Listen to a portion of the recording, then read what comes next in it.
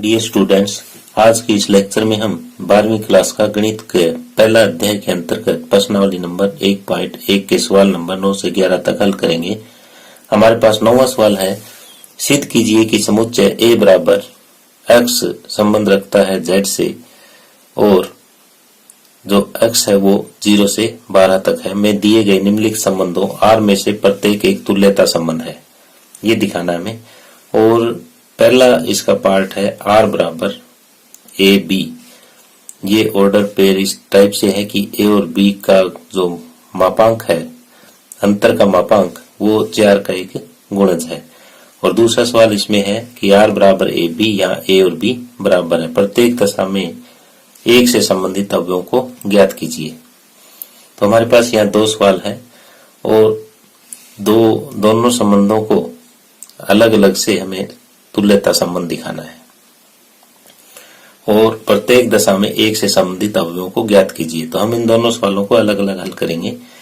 हमें यहाँ पे A बराबर दिया हुआ है x बिलोंग्स टू z और x है वो 0 से 12 तक है। और जो R दर्शा रखा है पहले भाग में वो इस टाइप से है। पहले तो हम A लिखते हैं, x संबंध रखता है z से और ये है 0, छोटा है बराबर है x से और छोटा है बराबर है 12 से। और जो इस पे संबंध दर्शा रखा है वो ये दर्शा रखा है कि a b और a माइनस b का मापांक 4 का गुणज है, ये हमारा संबंध है। तो इसको हमें तुल्यता संबंध दिखाना है। तुल्यता संबंध के लिए आपको पता है कि सबसे पहले हम समतुल्य दिखाते हैं, फिर R को सममित दिखाते हैं और फिर R को संक्रामक दिखाते हैं। तो समतुल्य के लिए चेक करेंगे। समतुल्य के लिए किसी अवयव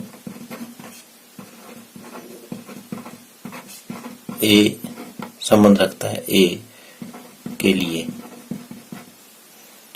यानी A अगर A का कोई एलिमेंट है तो दोनों जगह अगर हम A रखें तो वो हमारे संबंध R से बिलोंग करेगा।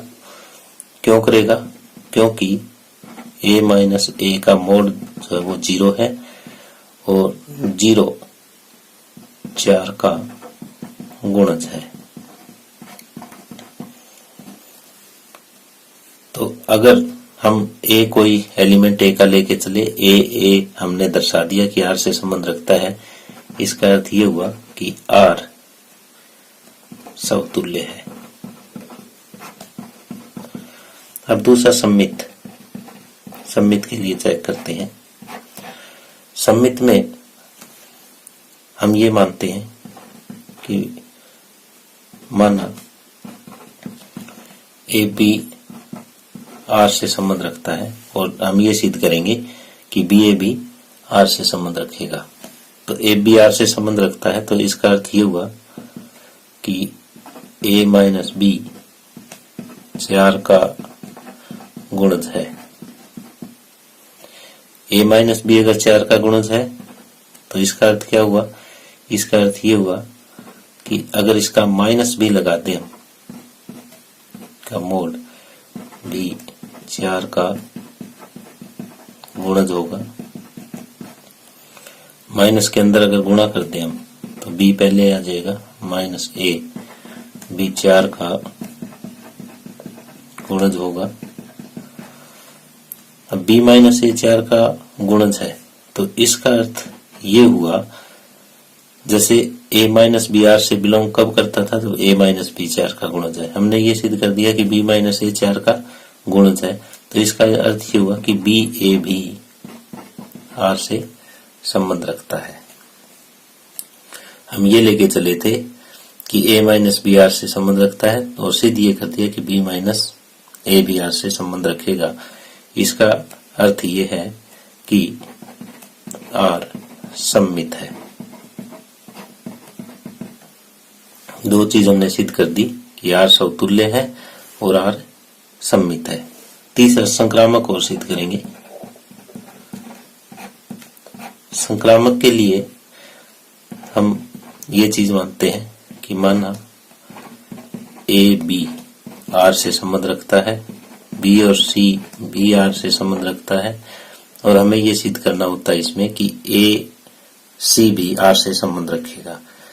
ए माइनस बी आर से संबंध रखता है, इसका अर्थ ये हुआ कि ए माइनस बी का मापांक 4 का गुणज है, और इसका अर्थ ये है कि बी माइनस सी का मापांक भी 4 का गुणज है। अब यहां से देखते हैं कि कोई ये चीज 4 की गुणज है, ये भी 4 की गुणज है, तो इन दोनों का जोड़ है वो भी 4 का एक गुणज आएगा। तो a माइनस बी का मोड प्लस b माइनस सी का मोड किसका गुणज है? 4 का गुणज है। तो अगर इनका मोड का जोड़ 4 का गुणज है तो इन दोनों का जोड़ भी बिना मोड के भी 4 का गुणज होगा, और अगर इनको जोड़े तो b से b हट जाएगा।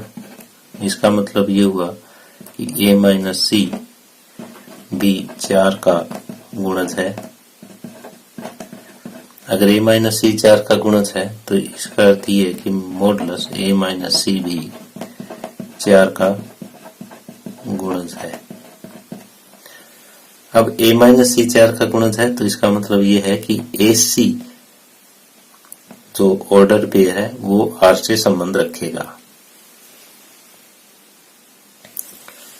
इसका अर्थ ये हुआ कि जो AC है वो R से संबंध रखेगा। हमने ये लेके चले थे हम कि AB R से संबंध रखता है, BC R से संबंध रखता है, और हमने ये सिद्ध कर दिया कि AC भी R से संबंध रखेगा। तो इसका अर्थ ये हुआ कि R संक्रामक है। अब हमने पहले R को समतुल्य सिद्ध किया, फिर R को सममित सिद्ध किया, फिर R को संक्रामक सिद्ध किया है। अतः R एक तुल्यता संबंध है। तो R को हमने तुल्यता संबंध तो स्थापित कर दिया। अब ये कहता है कि प्रत्येक दशा में एक से संबंधित अवयवों को ज्ञात कीजिए। तो पहले हम ये देखते हैं कि A में अवयव कौन कौन से हैं। A में अवयव 1, 2, 0 भी शामिल है, 0 से लेके 12 तक अवयव है। 0, 1, 2, 3, 4, 5, 6, 7, 8, 9, 10, 11 और 12 ये अवयव हैं।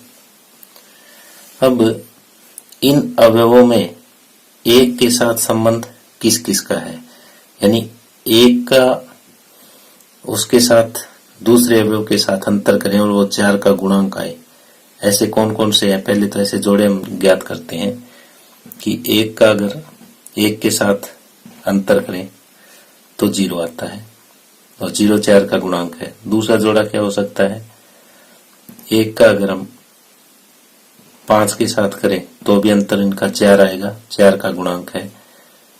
एक का अगर हम 9 के साथ करें तो अंतर 8 आएगा, और 8 भी 4 का गुणांक है। इसके बाद एक का हम 13 के साथ करेंगे तब आएगा, और 13 यहाँ शामिल नहीं है। तो ये 3 ही ऑर्डर्ड पेयर हो सकते हैं एक के साथ, 1, 1, 1, 5 और 1, 9, जिनका अंतर 4 का गुणांक है। तो इसलिए हम ये लिख सकते हैं कि वो हमें सेट लिखना है एक के साथ। एक के साथ एक तो 1 है, 1 5 है, 1 9 है। तो उस समुच्चय के अवयवों वो ये लिखेंगे, उस समुच्चय के अवयव जो एक से संबंधित है वो कौन कौन से आ गए। एक तो 1 के साथ 1 आया था, 1 5 आया और 1 9 आया। क्यों? क्योंकि 1 और 1 का अंतर 0 है, वो 4 का गुणांक है। 1 5 का अंतर भी 4 का गुणांक है, 1 9 का अंतर भी 4 का गुणांक है। जैसे इस सवाल की हमारी परिभाषा थी। तो तो इस तरह से हमारा इस सवाल नंबर 9 का पहला भाग कंप्लीट होता है।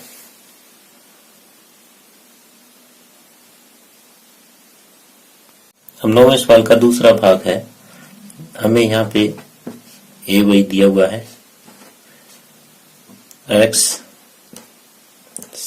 संबंध रखता है जेड से और एक्स जो है वो 0 से 12 तक है। दूसरा जो इस पे संबंध दर्शा रखा है वो ये है ए बी और यहाँ ए बराबर बी है। तो हम यहाँ पे इसको तुल्यता संबंध स्थापित करना चाह रहे हैं। तो सबसे पहले समतुल्य सिद्ध करेंगे, फिर सम्मित सिद्ध करेंगे और फिर संक्रामक सिद्ध करेंगे।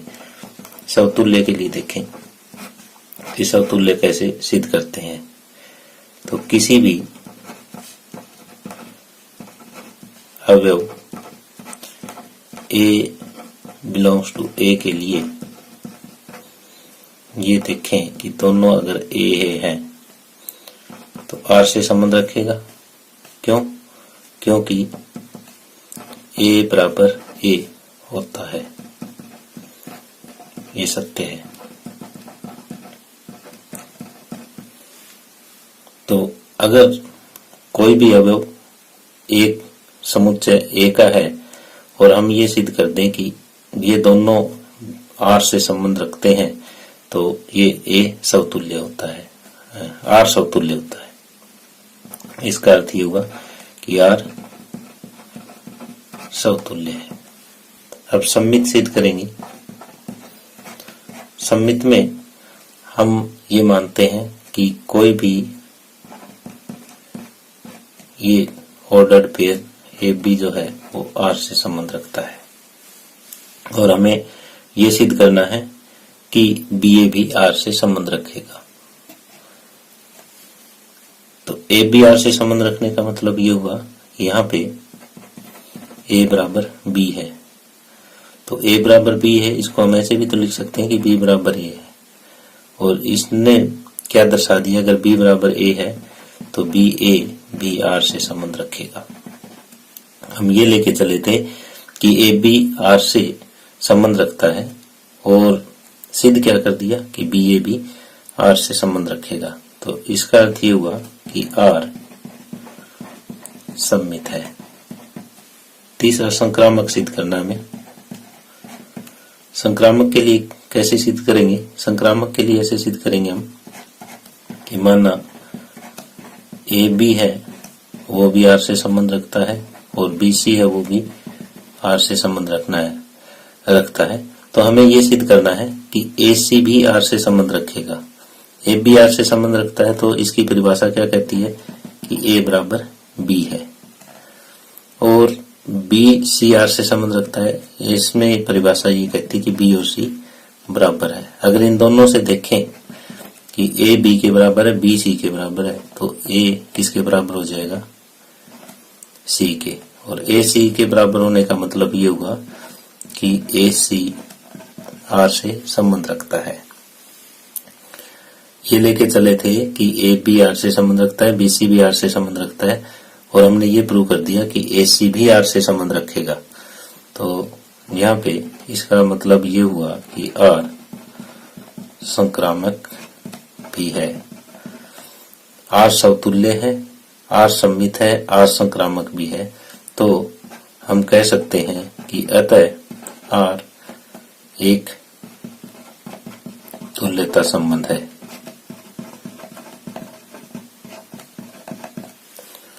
अब इसमें दूसरा पार्ट दिया हुआ है हमें कि प्रत्येक दशा में एक से संबंधित अवयवों को ज्ञात कीजिए। तो एक से संबंधित अवयव कौन कौन से हो सकते हैं हम यहाँ पे लेते हैं। जैसे हमारे पास ये ए सेट में कौन कौन से अवयव हैं? 0, 1, 2, 3, 4, 5, 6, 7, 8, 9, 10, 11 और 12 ये अवयव हमारे पास। अब हमें ऐसे अवयव ज्ञात करने हैं जो 1 के बराबर है और इसमें से है। तो ऐसे कितने ऑर्डर पेयर बनेंगे? ऐसे तो ऑर्डर पेयर इसमें एक ही बनेगा, यानी आर के अंदर एक ही ऐसा एलिमेंट आएगा जो 1, 1 हो।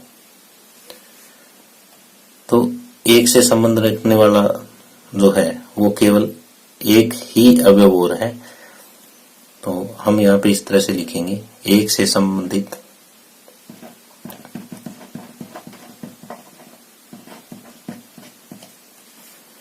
बने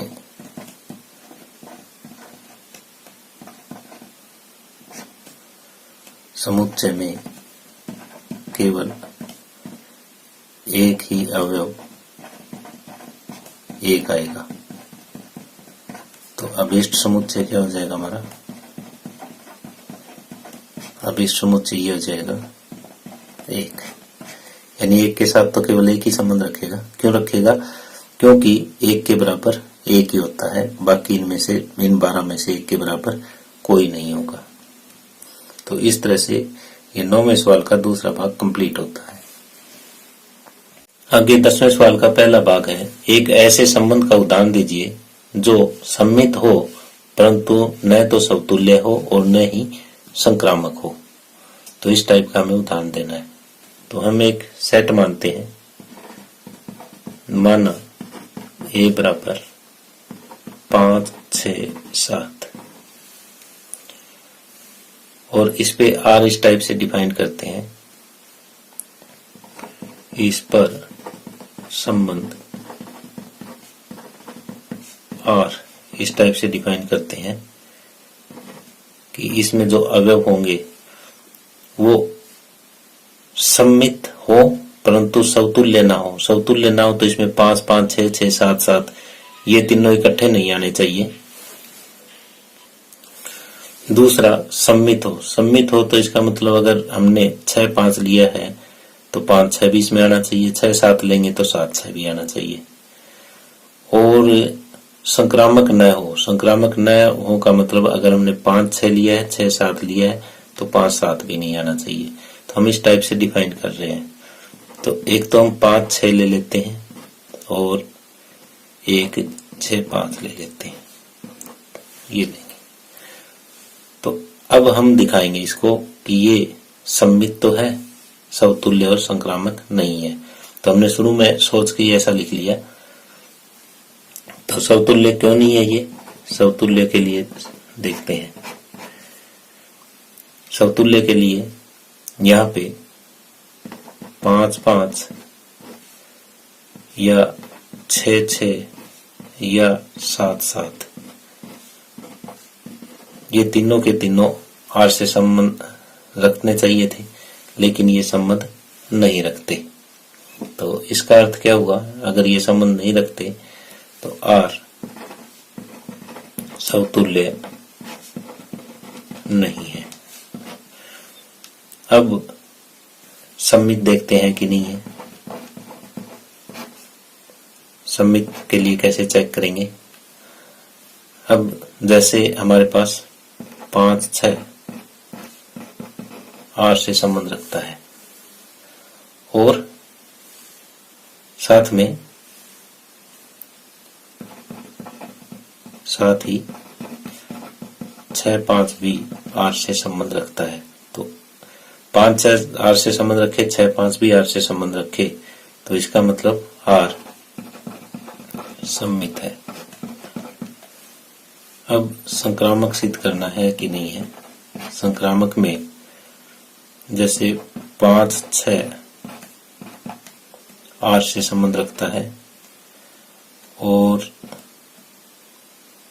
दूसरा 6, 5 भी आर से संबंध रखता है, लेकिन जो इनसे बनता ये इसका पहला और इसका आखिरी कि 5, 5 आर से संबंध नहीं रखता। तो अतः आर संक्रामक नहीं है। तो इस तरह से हमने सिद्ध कर दिया। इसलिए आर सम्मित है लेकिन समतुल्य तथा संक्रामक नहीं है। तो हमने ये इस टाइप का उदाहरण लिया था। इस तरह से क्वेश्चन नंबर 10 का एक भाग कंप्लीट होता है। सवाल का दूसरा भाग है, एक ऐसे संबंध का उदाहरण दीजिए जो संक्रामक हो परंतु न तो समतुल्य हो और न ही सम्मित हो। तो इस टाइप का उदाहरण हम लेते हैं। माना एक संबंध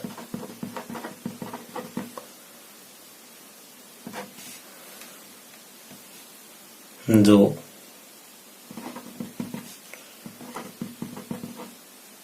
वास्तविक संख्याओं R के लिए इस टाइप से डिफाइन करते हैं कि R बराबर ये वास्तविक संख्याओं का समुच्चय R है और ये संबंध R है।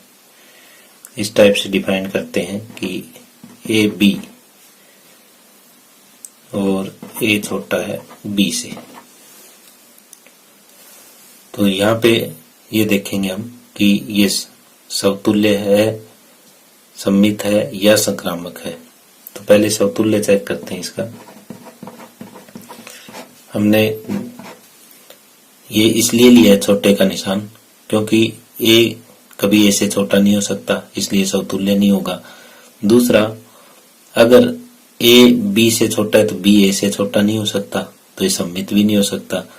और तीसरे में अगर A B से छोटा है, B C से छोटा है तो वो A B C से छोटा हो जाएगा, इसलिए हमने लिया है। तो अब इसको हम डिटेल से करते हैं कि अब A क्या R से संबंध रखेगा? नहीं रखेगा, क्योंकि A छोटा है A से, ये सत्य नहीं है, क्योंकि कोई भी अब अपने से छोटा नहीं हो सकता। तो यहाँ पे R समतुल्य नहीं है। दूसरा सम्मित चेक करते हैं। तो मान लेते हैं कि माना A B R से संबंध रखता है, तो इसका अर्थ क्या हुआ? इसका अर्थ ये हुआ कि A छोटा है B से। तो क्या यहाँ पे B छोटा होगा A से? नहीं होगा। B A से छोटा नहीं हो सकता, तो B A से छोटा नहीं होगा, तो B A R से संबंध नहीं रखेगा। B A R से संबंध नहीं रखता। हम लेके चले थे कि A B R से संबंध रखता है, लेकिन B A R से संबंध नहीं रखता, तो इसका अर्थ ये हुआ कि R सम्मित नहीं है। तीसरा संक्रामक चेक करते हैं। संक्रामक में क्या है कि मान लेते हैं कि A B जो है वो R से संबंध रखता है तथा B C भी R से संबंध रखता है, और हमें सिर्फ ये करना होता है कि A C भी R से संबंध रखे। तो इसका मतलब ये हुआ A छोटा है B से तथा B छोटा है C से। तो A B से छोटा है, B C से छोटा है, तो A जरूर छोटा होगा C से, ये सत्य है। तो इसका अर्थ ये हुआ कि A C भी R से संबंध रखता है, और A C R से संबंध रखता है, तो R संक्रामक है।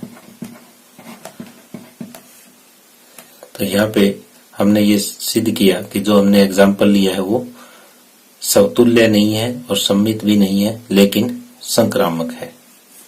तो यहाँ R संक्रामक है, लेकिन न तो समतुल्य है और न ही सम्मित है।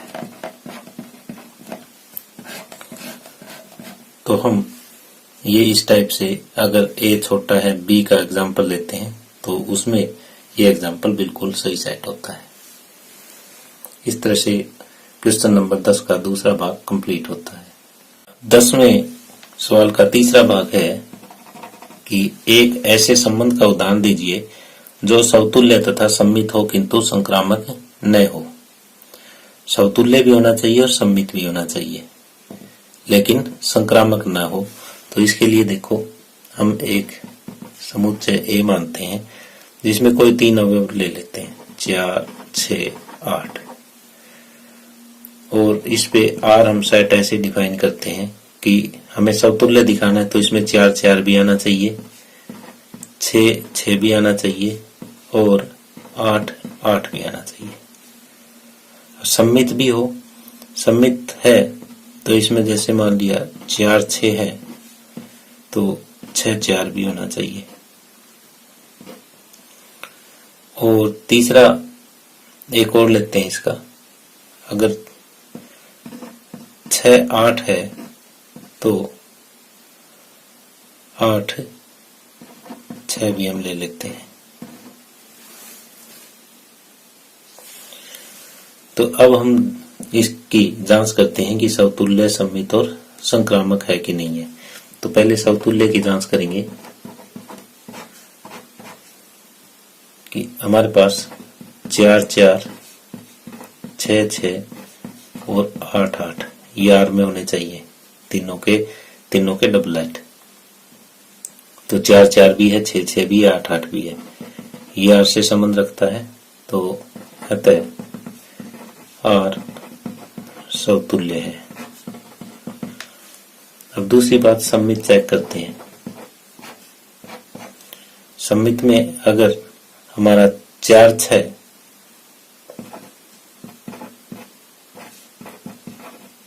आर से संबंध रखता है तो यहाँ पे इसने 6, 4 भी आर से संबंध दर्शा रखा है। और दूसरा 6, 8 आर से संबंध रखता है तो 8, 6 भी आर से संबंध रखता है। तो 4, 6 का ये विपरीत भी हमारे पास है, 6, 8 का विपरीत भी आर में ही है, अतः आर सम्मित है। तीसरा संक्रामक के लिए चेक करते हैं। संक्रामक के लिए हम ये लेते हैं कि 4, 6 और 6, 8 वाला पार्ट लेते हैं कि 4, 6 आर से संबंध रखता है तथा 6, 8 भी आर से संबंध रखता है, लेकिन 4, 8 भी तो आर से संबंध रखना चाहिए ना, लेकिन वो यहाँ पे नहीं है। 4, 8 आर से संबंध नहीं रखता, अतः आर संक्रामक नहीं है। आर संक्रामक नहीं है, तो ये केवल समतुल्य और सम्मित है। तो इसलिए इस उदाहरण में आर समतुल्य तथा सम्मित है, लेकिन संक्रामक नहीं है।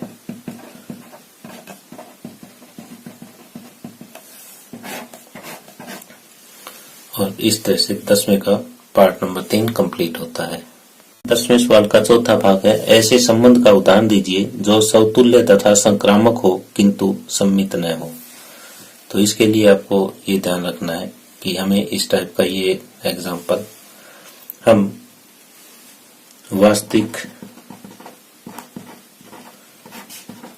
संख्याओं के समुच्चय में और इस प्रकार परिभाषित करते हैं।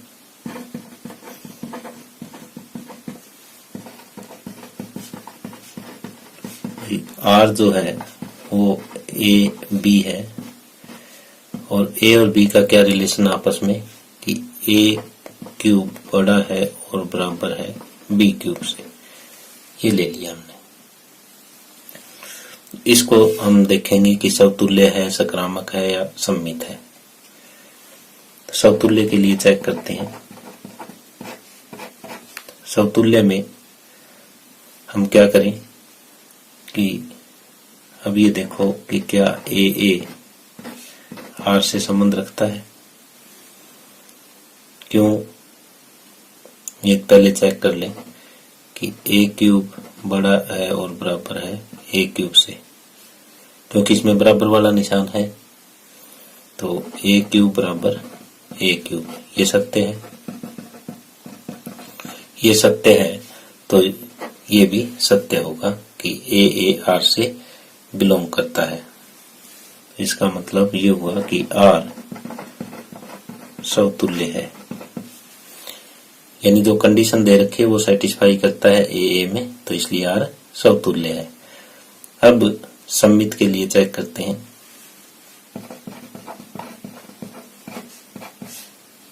माना ए बी आर से संबंध रखता है, ए बी आर से संबंध रखता है, तो इसका अर्थ ये हुआ कि ए क्यूब बड़ा और बराबर है बी क्यूब से। ठीक है, ए क्यूब तो बड़ा और बराबर है बी क्यूब से, लेकिन अब हम देखें क्या बी क्यूब छोटा और बराबर ए क्यूब से है, तो ये सत्य नहीं है। क्यों? क्योंकि इसके लिए एक एग्जांपल लेते हैं हम कि ए के बराबर 1 और बी के बराबर 2 आर से संबंध रखता है, तो 1 का क्यूब बड़ा है और बराबर है 2 के क्यूब से। लेकिन 2 1 अगर आर से संबंध नहीं रखता, क्योंकि 2 का क्यूब बड़ा और बराबर 1 से नहीं हो सकता। तो डायरेक्ट इस एग्जांपल से भी हमारा काम चल सकता है अगर ये ना लिखें तो भी, क्योंकि 1 और 2 दोनों हमारी वास्तविक संख्याएं हैं और 2 1 भी वास्तविक संख्याएं हैं। तीसरा संक्रामक के लिए चेक करते हैं।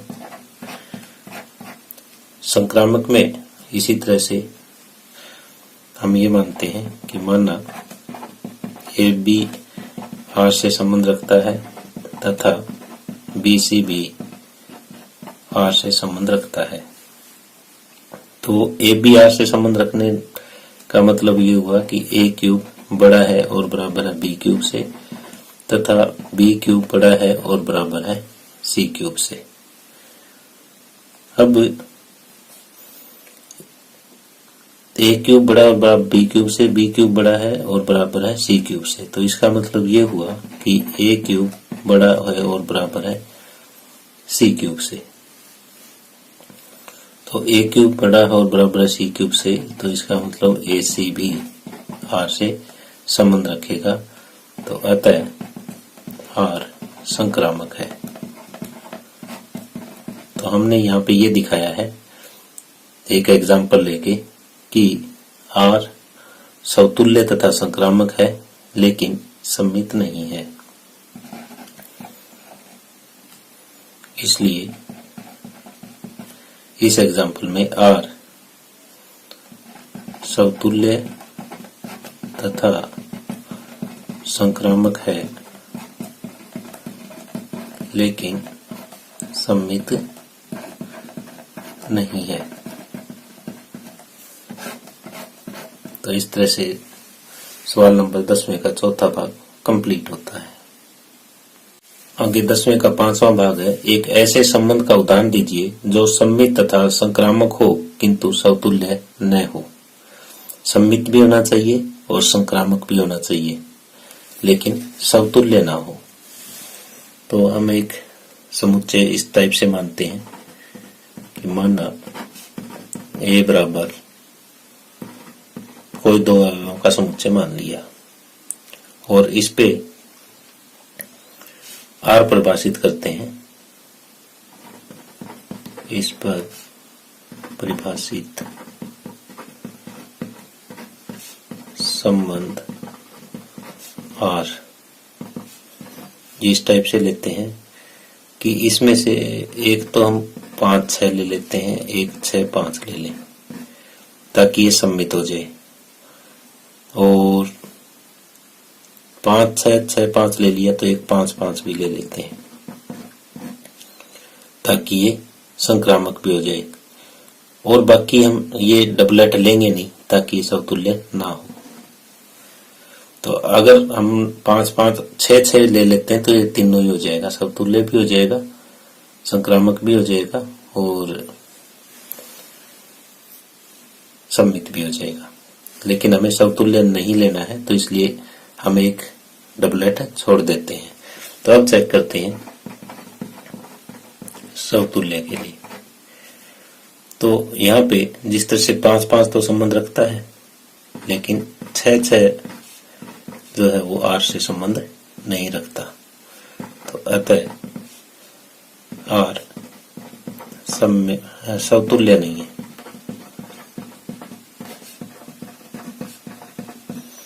दूसरा सम्मित के लिए चेक करते हैं कि R सम्मित है या नहीं है। तो यहाँ पे 5 6 R से संबंध रखता है तथा 6 5 भी R से संबंध रखता है और कोई ऐसा एलिमेंट इसमें है नहीं। तो दोनों अगर ये इससे संबंध रखते हैं तो R सम्मित है। तीसरा संक्रामक के लिए चेक करते हैं। संक्रामक में हम ये लेते हैं कि 5 6 संबंध रखता है R से तथा 6 5 भी R से संबंध रखता है। दोनों R से संबंध रखते हैं तो ये भी होना चाहिए कि 5 5 भी R से संबंध रखे। तो ये भी है, ये सत्य है क्योंकि 5 5 है हमारे पास। तो अतः R संक्रामक भी है। तो R यहाँ पे समतुल्य नहीं है, सम्मित और संक्रामक है। इसलिए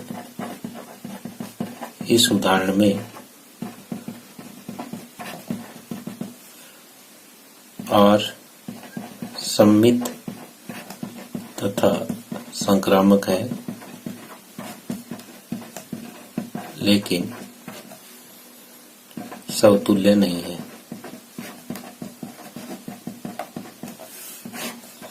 तो इस तरह से हमारा ये 10वां सवाल कंप्लीट होता है। आगे सवाल नंबर 11 है। सिद्ध कीजिए कि किसी समतल में स्थित बिंदुओं के समुच्चय में R बराबर PQ। तो PQ क्या है? बिंदु P की मूल बिंदु से दूरी बिंदु Q की मूल बिंदु से दूरी समान है। यानी जैसे ये कोई हमने समतल बनाया,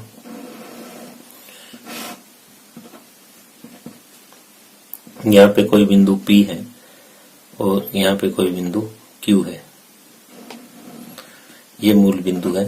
तो मूल बिंदु से यानी हमें ये जो दूरी है OP बराबर दूरी OQ दे रखी है। इस टाइप से हमारा ये संबंध है।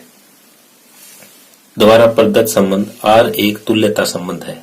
पहले तो हमें ये तुल्यता संबंध दिखाना है, फिर पुनः सिद्ध करना है कि बिंदु P नॉट इक्वल टू 0 0 यानी ये वाला बिंदु अगर 0 0 नहीं है से संबंधित सभी बिंदुओं का समुच्चय P से होकर जाने वाले एक ऐसे वृत्त को निरूपित करता है जिसका केंद्र मूल बिंदु पे है। जैसे मान लिया P है, यहाँ पे भी है, या एक बार यहाँ ले लिया, यहाँ ले लिया। तो इस तरह से हमें जो इनका ये समुच्चय प्राप्त होगा, ये एक वृत्त होगा जो P से गुजरता है और जिसका केंद्र O है। ये सिद्ध करना है। तो पहले हमें ये दिखाना है कि तुल्यता संबंध है। और R क्या दिया हुआ है? R हमें ये दिया हुआ है कि PQ यानी PQ में मूल बिंदु से P की तथा मूल बिंदु से Q की दूरी बराबर है। ये चीज दे रखी है, ये हमारा संबंध है। तो पहले समतुल्य के लिए जांच करते हैं इसकी कि दोनों अगर P P है तो ये R से संबंध रखेगा, क्यों रखेगा? क्योंकि OP जो है वो OP के बराबर ही होगा, यानी मूल बिंदु से P की दूरी मूल बिंदु की P की दूरी से बराबर होगी, क्योंकि मूल बिंदु से P की दूरी मूल बिंदु से P की दूरी के बराबर होगी, क्योंकि कोई भी दूरी अपने खुद के बराबर होती है।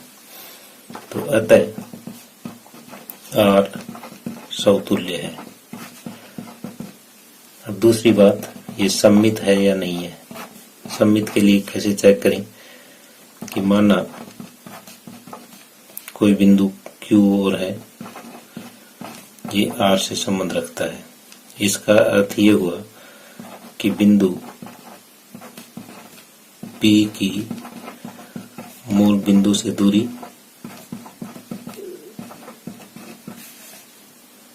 बराबर बिंदु Q की मूल बिंदु से दूरी के है। अब ये पहले भी लिखा जा सकता है कि बिंदु Q की मूल बिंदु से दूरी, इसको बाद में लिखा जा सकता है कि बिंदु P की मूल बिंदु से दूरी बराबर है। तो इसका अर्थ ये हुआ कि QP भी R से संबंध रखता है। QP R से संबंध रखता है, तो इसका अर्थ ये हुआ अतः R सममित है। और तीसरा संक्रामक चेक करते हैं हम।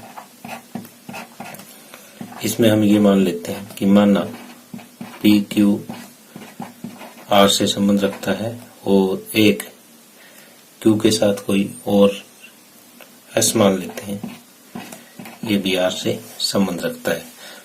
तो इसका अर्थ ये हुआ मूल बिंदु से P की दूरी बराबर मूल बिंदु से Q की दूरी, ये दोनों बराबर।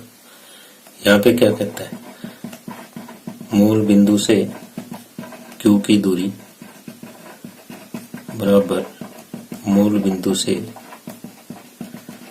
R की दूरी के बराबर है। तो इन दोनों को हम मिलाएं तो हम इस नतीजे पे पहुंचते हैं कि मूल बिंदु की बिंदु P से दूरी बराबर मूल बिंदु से बिंदु S की दूरी। तो इसका अर्थ ये हुआ कि P और S भी R से संबंध रखते हैं। हम ये लेके चले थे कि PQ R से संबंध रखता है, QS भी R से संबंध रखता है, और सिद्ध ये कर दिया कि PS भी R से संबंध रखेगा। तो हम ये कह सकते हैं कि अतः R संक्रामक भी है। तो R समतुल्य भी है, सममित भी है और संक्रामक भी है। तो इसलिए R तुल्यता संबंध है।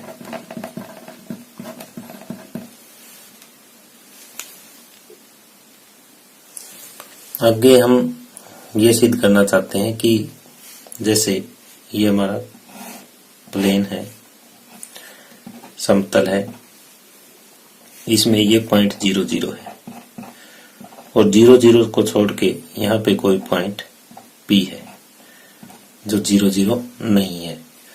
ये पॉइंट यहाँ पे भी हो सकता है, मान लेते हैं कि ये K डिस्टेंस पे है। ये पॉइंट कहीं पे भी हो सकता है, लेकिन इसका डिस्टेंस क्या है कि हर जगह K ही रहेगा। तो इन सभी पॉइंट्स को हम मिलाते हैं तो हमारे पास क्या बनता है, एक वृत्त बनता है जिसका डिस्टेंस, जिसका रेडियस क्या है, OP है।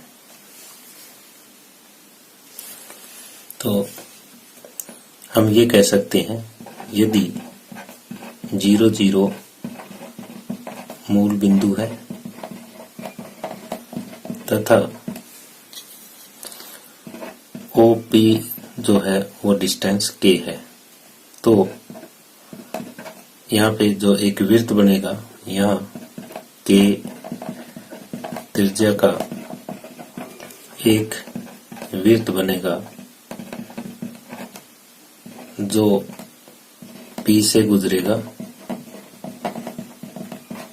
तथा मूल बिंदु